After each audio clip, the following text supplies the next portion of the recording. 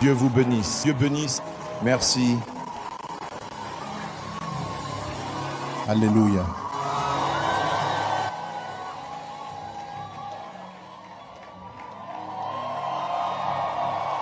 Amen. Béni soit le nom du Seigneur. Combien vous sont prêts pour ce soir? Mon Dieu. Merci, merci, merci encore, pasteur. Merci, monsieur. Et je veux que nous honorions l'apôtre Grace Lubega. Alléluia. Merci. Superbe séance. Et veuillez me permettre de rompre le protocole pour honorer le pasteur Amos Fenwan. Donnons-lui grand Dieu vous bénisse. Vous, honore monsieur. Alléluia. Louez le nom du Seigneur. Prions dans l'esprit pendant quelques minutes. Allez-y et commencez simplement à prier. Dans l'esprit.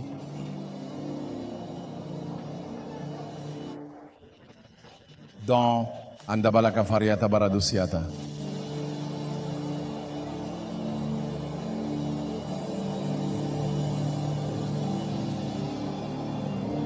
L'esprit. Accorde-nous des visites par l'esprit. Au nom de Jésus, accorde-nous des visites par ta puissance.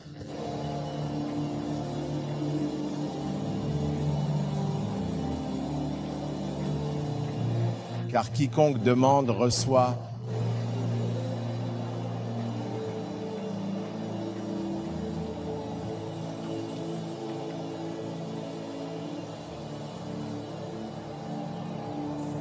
Alléluia.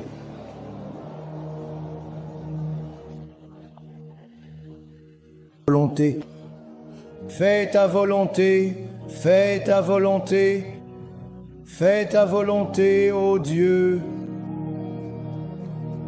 Je ferai toujours ta volonté, fais ta volonté, fais ta volonté, ô Dieu. Oh, ce soir, je viens dans le volume du livre, il a été écrit à mon sujet. Pour faire ta volonté, ô Dieu, dans toutes les circonstances de ma vie. Oui, je viens dans le volume du livre, il a été écrit à mon sujet. Pour faire certainement ta volonté, ô Dieu. Encore je viens dans le volume, le volume du livre, il a été écrit à mon sujet. Pour bien faire ta volonté, ô Dieu, et je ferai ta volonté. Fais ta volonté, fais ta volonté, ô Dieu. Je ferai certainement de la volonté. Fais ta volonté. Fais ta volonté, ô Dieu.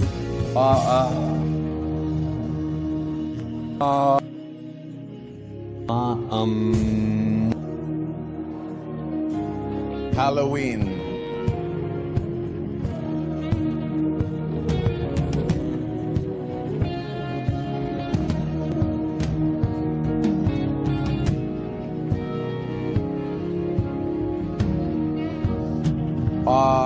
Une toute nouvelle vie arrive dans le monde.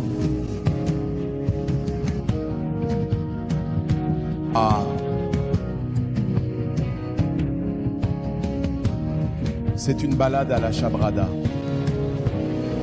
Chut, c'est. Oui, alléluia, s'il vous plaît. Je veux que vous soyez très sensibles ce soir. J'ai commencé à nous dire ce matin que je sens dans mon cœur qu'il y aura une autorisation en ce lieu ce soir. Croyez-vous cela? Et cela signifie que lorsque l'atmosphère est ainsi créée, il est important que nos cœurs soient réceptifs. Il y a toujours plus en Christ. Même lorsque Jean était au ciel, il a dit « Monte ici et je te montrerai ». Monte ici. Je sens déjà une forte onction en ce lieu. Une forte onction. Je vais charger nos cœurs, mais je sens juste qu'il y a des gens, c'est comme s'il y avait... Ta-da-da-da-da-da-da-da-da. Ta-da-da-da-da-da-da-da-da.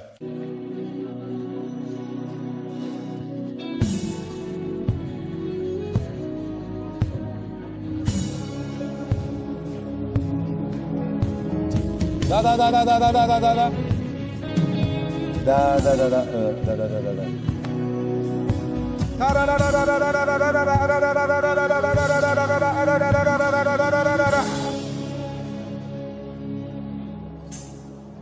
Esprit du Dieu vivant, tu es le seul capable de révéler le Christ. Tu es le seul capable d'impartir une foi authentique dans nos esprits. Nous nous soumettons, ta sagesse. Et ce soir, au nom de Jésus, nous prions pour que tu nous mènes vers des dimensions au-delà de nos expériences actuelles, que les grâces se reposent à nouveau, que des perspectives s'ouvrent dans l'esprit, que des dimensions soient révélées pour nous dans l'esprit.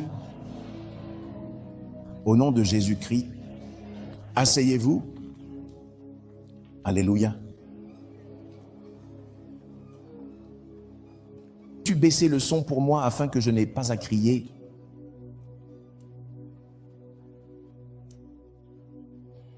Je crois vraiment en Jésus-Christ. Je crois en la puissance du Saint-Esprit. Je crois en la parole de Dieu. Je crois en la puissance de sa parole. Les choses que vous nous entendez enseigner ne sont pas des fables habilement conçues. Il y a une différence entre quelque chose qu'on vous a enseigné et quelque chose qui est devenu votre réalité. Il dit les choses que nous avons vues, les choses que nous avons entendues, et même ce que nos mains ont touché de la parole de la vie. C'est ce que nous communiquons. Alléluia. Et donc j'aimerais que nous soyons très sensibles dans cet endroit et faisons confiance à Dieu pour qu'en plus de tout ce que nous avons reçu pendant les minutes que nous avons, Dieu nous pousse à aller plus loin. Je crois vraiment qu'il y a plus. Il y a des dimensions de poids et de puissance, de sa présence et de sa gloire que Dieu désire que les saints accueillent en cette saison. Alléluia. Louez le nom du Seigneur, et combien d'entre nous sont prêts pour cela? Bénis le nom du Seigneur. Je veux juste donner une exhortation, juste l'autre côté de ce que j'ai enseigné hier. Comme le pasteur nous a exhorté ce matin, je veux nous encourager à réécouter les enseignements qui ont été partagés tout au long de cette conférence. Ce serait de l'arrogance de croire que tout ce que nous avons entendu, nous l'avons compris au moment où nous l'avons entendu. La foi vient de l'écoute, et de l'écoute, il y a une écoute qui apporte la prise de conscience, mais il y a une écoute qui apporte la compréhension. La prise de conscience ne produit pas de puissance, c'est la compréhension qui le fait. La conviction est le fruit de la compréhension. Alléluia.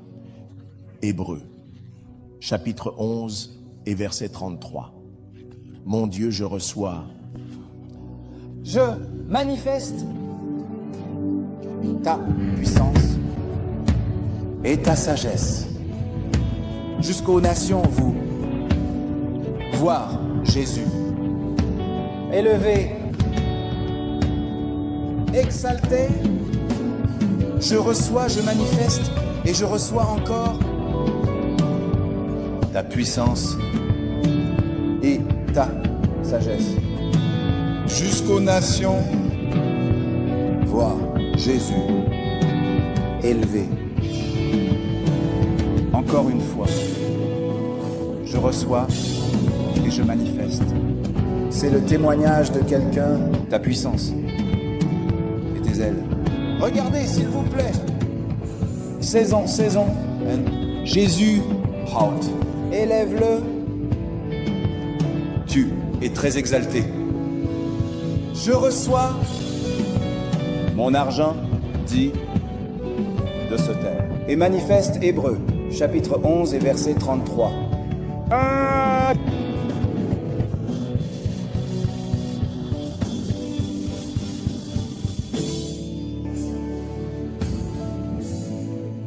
Hébreux, chapitre 11 et verset 33. La Bible dit: qui, la foi, a soumis des royaumes, qui, par la foi, a accompli La justice, qui, par la foi, a obtenu des promesses. Les promesses peuvent être obtenues par la foi, Hier, nous avons parlé de la construction de témoignages dans l'esprit. Bon rapport, c'est l'autre dimension de la foi que les saints doivent comprendre. Et la Bible dit que les promesses sont obtenues par la foi. Alléluia. C'est très important. Mon intention dans cette exhortation est de nous aider à comprendre que les paroles de Dieu sur nos vies peuvent se manifester ici et maintenant. Laissez-moi revenir sur quelque chose que j'ai dit lors de ma première session, que le produit final des relations de Dieu avec les saints est que nous devenons finalement et expérientiellement une manifestation de la gloire de Dieu. C'est l'objectif de Dieu, que lorsque le croyant commence sa marche avec Dieu, derrière tout cela, Dieu agit par sa parole, son esprit, les constructions. Est-ce qu'à la fin, nous devenons une manifestation expérientielle de la gloire de Dieu? L'apôtre l'appelle des épîtres vivantes. Nous devenons une capture de toutes les dimensions multiples de Dieu. Sommes-nous? Donc la Bible nous dit que les promesses peuvent être obtenues. Les promesses sont très importantes dans la vie du croyant, car la Bible dit que la manifestation de ces promesses prouve par l'expérience que nous participons à sa nature divine. Il dit, selon que sa puissance divine nous a donné toutes choses qui participent, sommes-nous ensemble. Il dit par la connaissance de celui qui nous a appelés à la gloire et à la vertu. Le verset suivant dit, par lesquelles nous sont données de grandes et précieuses promesses, que par elles, par ces promesses manifestées dans nos vies, ce sera en effet la preuve que nous participons à sa nature divine. N'avez pas échappé à la corruption qui est dans le monde à cause de la convoitise. Cela signifie que dans les relations de Dieu, il y a deux dimensions. Et je veux que vous prêtiez attention, s'il vous plaît. Il y a la dimension prophétique des relations de Dieu avec l'homme, les réalités qui sont accomplies du point de vue du Christ, le point de départ du parcours du croyant. Mais votre mission est de travailler en partenariat avec l'Esprit de Dieu et la parole de Dieu pour rendre manifeste ce qui est accompli dans l'Esprit, ici et maintenant, dit la Bible. La parole est devenue chair. Il ne pouvait pas habiter parmi les hommes en tant que parole dans l'Esprit, et il ne pouvait pas le voir. C'était plein de grâce et de vérité, à condition que ce soit dans le domaine de l'esprit. Donc la parole est devenue cette technologie de devenir un moyen de transport. Votre manifestation est ma mission ce soir. Comment vous êtes capable de transporter des réalités divines depuis le domaine où elles sont accomplies? Oui et amen, pour les rendre manifestes dans votre vie. Car la Bible dit que l'attente ardente de la création attendait la manifestation. Alléluia. La manifestation de la gloire de Dieu est du mot doxazo, un affichage de la sagesse, un affichage de la gloire du roi. Vous êtes une génération choisie, dit-il, un prêtre royal pour un peuple particulier et une nation sainte pour laquelle vous avez été appelés à montrer, à faire briller les louanges de celui qui vous a appelé des ténèbres à sa merveilleuse lumière. Nous ensemble, il est donc important que dans mon expérience chrétienne et la vôtre, finalement, qu'il soit capturé et rendu manifeste dans ma vie. Les promesses de Dieu, l'engagement de Dieu envers le croyant, c'est que tout ce à quoi Dieu s'est engagé, en ce qui concerne l'excellence des croyants, capturé dans ce mystère appelé la vie Zoé, vous voyez, l'apôtre parlait et il a dit, voici le témoignage que Dieu nous a donné la vie éternelle. La vie éternelle? Mais, dit-il, cette vie était si structurée que les richesses de cette vie sont libérées à l'instant de la connaissance. Hébreux chapitre 4, verset 18 dit, ayant leur compréhension assombrie, être aliénés de la vie de Dieu à cause de l'ignorance qui est en eux, à cause de l'aveuglement de leur cœur ou de leur esprit. Cela signifie qu'un individu dans l'ignorance, même s'il est croyant, peut ne jamais manifester la réalité de cette vie Zoé. Et c'est hélas la tragédie de nombreux croyants véritablement sauvés. Mais ils n'ont pas maîtrisé la technologie d'importation des réalités divines du royaume où tout est accompli. Vers le royaume où cela doit être rendu manifeste, C'est l'affectation de la foi à cet égard. Par la foi, ils ont obtenu des promesses. Nous sommes ensemble. Donc le chapitre 1 d'Éphésiens, verset 3, devient notre point de départ pour cette brève discussion. Ce soir, Paul mentore l'église d'Éphèse et il commence par les enseigner de manière profonde. Il dit « Béni soit Dieu, le Père de notre Seigneur Jésus-Christ, qui nous a bénis. » Remarquez la construction. Il nous a bénis avec toutes, pas quelques-unes, toutes les bénédictions spirituelles. Mais elles résident dans les lieux célestes et ne sont accessibles que par le bureau du Christ. Ceci, mesdames et messieurs, est la définition de la grâce. Toutes les bénédictions spirituelles qui résident dans les lieux célestes ne sont disponibles pour les saints que par le bureau du Christ. Nous ensemble, MTN? Oui, toutes les bénédictions spirituelles. La Bible dit que Dieu nous a déjà bénis avec toutes les bénédictions spirituelles. Pour manifester la foi biblique, vous devez garder à l'esprit que les réalités que vous cherchez à manifester ne sont pas sur le point d'être créées. Elles sont terminées, elles sont réelles, leur existence est déjà là. La Bible dit que celui qui s'approche de Dieu doit croire qu'il existe et qu'il est un récompenseur de ceux qui le cherchent avec diligence. Sommes-nous ensemble? Donc vous devez garder cela à l'esprit, que tout ce qui est nécessaire pour la vie et la piété du croyant est déjà terminé, est disponible en Christ.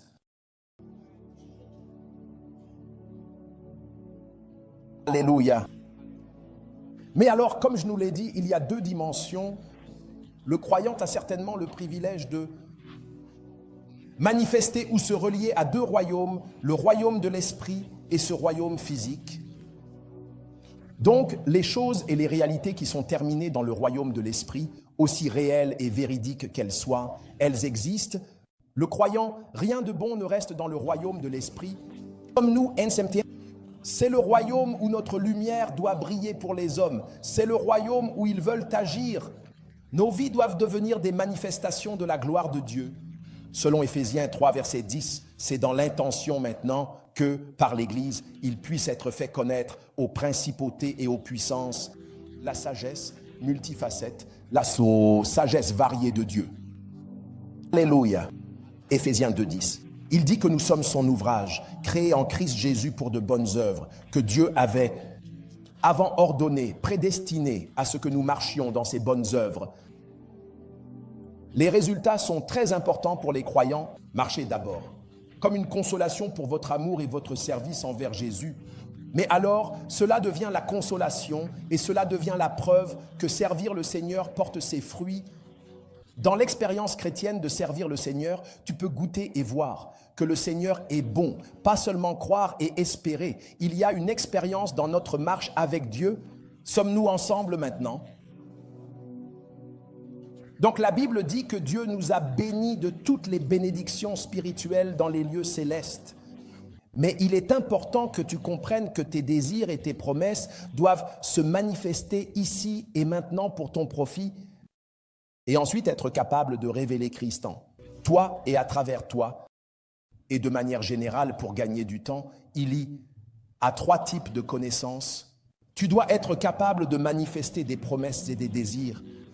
Je vais juste leur enseigner, puis construire les clés qui rendent les promesses de Dieu manifestes. De manière générale, il y a 3 types, 3 niveaux de connaissances pour lesquels tous les croyants doivent lutter, par la parole et par l'esprit. Si nous désirons voir notre foi suffisamment puissante pour obtenir des promesses, le premier type de connaissance est la connaissance de Dieu lui-même. Le premier type de connaissance dont tu as besoin pour exceller n'est pas la connaissance des choses, c'est la connaissance de Dieu. La Bible dit, mais le peuple, Daniel 11, 32, qui connaît son Dieu, pas seulement cela, connaît ce qu'il peut faire, pas seulement cela, sachez ce qu'il a, le peuple qui connaît son Dieu. La Bible dit qu'ils auront une grande force. Deuxièmement, ils accompliront des exploits, pas expliquer, exploits accomplis, des exploits. Sommes-nous maintenant?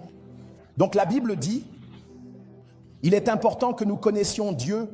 En fait, le véritable héritage du croyant n'est pas des choses matérielles, aussi importantes soient-elles. La Bible dit que le sage ne se glorifie pas dans sa sagesse. Elle dit que le riche ne se glorifie pas dans ses richesses, que le puissant ne se glorifie pas dans sa force. La Bible dit, mais que celui qui se glorifie en ceci, qu'il comprend et connaît Dieu. Jean 17, verset 3, voici. La vie éternelle, qu'ils te connaissent, toi, le seul vrai Dieu, et Jésus que tu as envoyé. Donc la première dimension de la connaissance que tous les croyants ont besoin, si vous devez manifester la foi biblique, c'est la connaissance de Dieu. Et en ce qui concerne la foi, il y a deux dimensions de Dieu que vous devez comprendre. Numéro 1, son intégrité. Numéro 2, sa capacité. Ce sont les dimensions de Dieu qui contrôlent la conviction. Vous devez savoir que Dieu est un Dieu d'intégrité. Il y a beaucoup de choses audacieuses que Dieu vous demandera de faire dans votre vie en tant que croyant. Et vous tirerez votre confiance de votre connaissance de son intégrité. Le mot intégrité vient du mot entier, uniformité, sans mensonge. Sommes-nous ensemble? La Bible dit que Dieu n'est pas un homme pour mentir. Les hommes ne mentent pas parce qu'ils sont mauvais, ils mentent parce qu'ils sont des hommes. Dieu n'est pas un homme, il est devenu un homme. Mais ce n'est pas un homme qui ment, ni le fils de l'homme qui se repent. On est ensemble? La Bible dit qu'avec ces deux choses immuables, le serment et la promesse, qu'avec ces deux choses immuables, il est impossible pour que Dieu mente. Comprenez-vous, je vous enseigne jusqu'à présent. Il est important que votre foi soit ancrée sur la personne, l'intégrité de Dieu. Ensuite, numéro 2, capacité. Éphésiens chapitre 3, verset 20. Maintenant, à lui la Bible dit, qui est capable de faire? J'aime ça. Capable de faire. Il y a des gens qui sont capables de dire, mais ne sont pas capables de faire. Bonne intention, pas d'action. Intention, il est capable de faire. La capacité de faire est une description de vos moyens.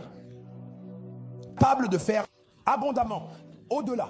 La Bible dit, bien au-dessus de tout ce que nous demandons ou pensons, selon la puissance qui agit en nous. Dites que Dieu a de l'intégrité. Une fois de plus, dites que Dieu a de l'intégrité. Et ensuite, dites que Dieu est tout-puissant. C'est vrai, vous voulez marcher dans la foi biblique? Vous devez avoir une révélation de l'intégrité de Dieu et de la capacité de Dieu. Parce que vous vous tiendrez devant de nombreuses mers rouges. Vous vous tiendrez devant de nombreux Goliaths. Et écoutez-moi sincèrement, mesdames et messieurs. Il faudra la foi du Fils de Dieu à l'œuvre en vous pour voir sa puissance au-delà des montagnes. Pour voir sa puissance au-delà des géants. Quand David s'est tenu devant Goliath, il a vu une réalité au-delà de Goliath. Et Goliath n'était plus une menace. Comme nous ensemble. Et vous savez, la façon dont Dieu parle à l'homme, il parle à l'homme comme s'il parlait à lui-même. Quand Dieu vous parle, il ne parle pas comme s'il devait y avoir des limitations en ce qui concerne l'obéissance à ses paroles. Parce que c'est sa puissance qui va soutenir la réalisation de cette parole. Alors, Dieu vous donnera des instructions audacieuses et agissez. Comme s'il n'y aura pas de montagne le chemin. Allez et construisez un auditorium de 10, 20, 30 000 membres par exemple. Et c'est tout. Et il agira comme s'il avait gardé de l'argent à vous. Parce qu'il l'a fait.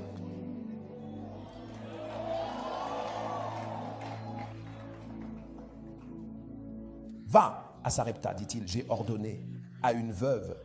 Elle n'a jamais agi, reçu ordre. Quoi êtes-vous ici? Et Dieu a dit, je lui ai déjà ordonné. Lorsqu'il a vu la femme, elle était sur le point de manger et de mourir. Il n'y avait rien qui ressemblait à une instruction qui lui soit parvenue.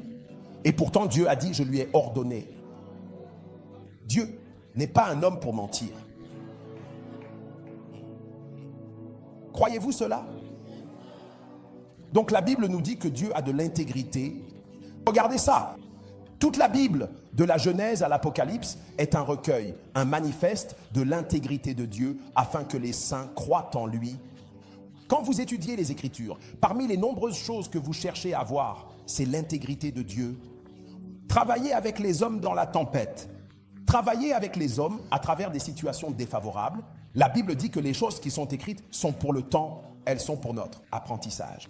Que nous aussi.